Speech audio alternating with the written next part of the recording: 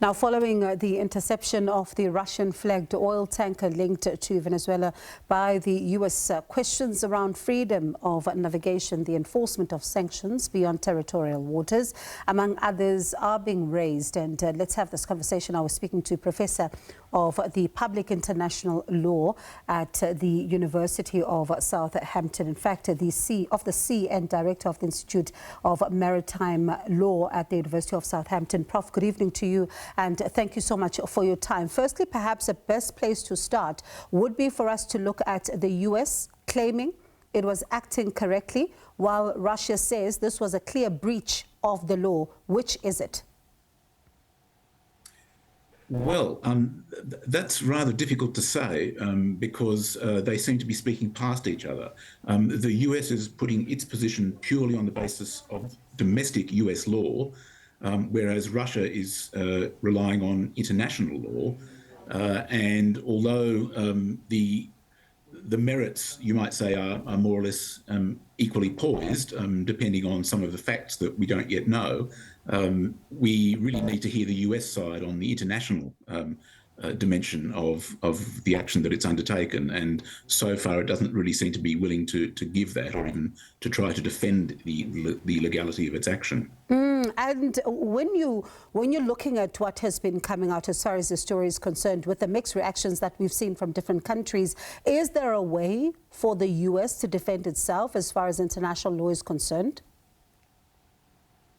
Well, I think it would really have to rely on the fact that at the time that it commenced the pursuit of the Bella One, which later became the Marinera, it was a stateless vessel. And the legality may in the end hinge on which of two things occurred first. Was it the commencement of the pursuit, or was it, on the other hand, the reflagging of what was previously a stateless vessel to Russia? So what is a stateless vessel then? Well, a vessel that is stateless is one that isn't registered with any state. So normally states under the law of the sea run shipping registries, and if you are the owner of a ship, then what you do is you take your ship, or at least you take the paperwork relating to the ship, to one of these state registries and ask to go on the register. And if that's agreed to, then you are registered with that state, and you acquire, or rather your ship acquires, the nationality of that state. So a stateless vessel is one that hasn't gone through that process, or perhaps it has, but then for some reason it's been taken off the register, it's lost its nationality, and that leaves it without a flag state. And the flag state is a very important concept within the law of the sea, because it's the flag state that exercises a kind of protective jurisdiction that is exclusive when the ship is on the high seas. So would that same notion apply? Let's say, for example, if a flag is changed, or they're using flags interchangeably at sea? Well, you are not meant to change flags while you're at sea. That's possibly a slight oversimplification. If there is a genuine change of registry, and perhaps this is what's occurred here, then it's possible for one flag to be changed to another. But if there is really only an entitlement to one nationality and one flag, then running different flags or using them interchangeably under the law of the sea, Article 92 of the UN Convention on the Law of the Sea, means that any other state is entitled to treat you as though you were stateless. And that's a very bad position for any ship to be in, because it means that any other state, not just the US, but any other state, can then exercise enforcement jurisdiction over the ship on the high seas, which otherwise it would not normally be able to do.